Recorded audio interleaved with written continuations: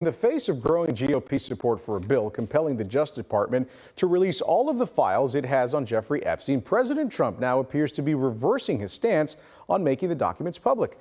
Erica Brown has the newest developments now from the White House.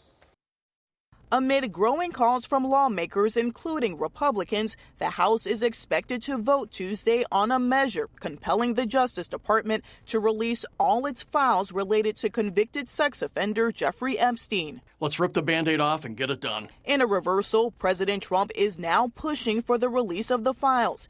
In a social media post late Sunday, the president wrote, quote, "We have nothing to hide, and it's time to move on from this Democrat hoax perpetuated by radical left lunatics in order to deflect from the great success of the Republican Party."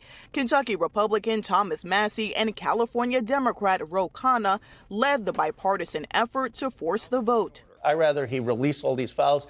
Someone was saying that his numbers would go up. I don't care if he gets the political win. It's not about Donald Trump. I don't even know how involved Trump was. There are a lot of other people who are involved who have to be held accountable. President Trump has previously opposed the release of the files, saying he cut ties with Jeffrey Epstein years ago and has not been accused of wrongdoing. They just keep bringing that up to deflect from the tremendous success of the Trump administration. The bill would force the Justice Department to release all files and communications related to Epstein, as well as any information about the investigation into his death in federal prison. The bill is expected to pass the House with Republican support, but it remains unclear whether the Senate would take up the measure, and it would also need a signature from the president.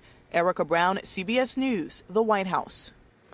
President Trump has also started calling for a new probe, asking the DOJ to look into Epstein's alleged ties to prominent Democrats.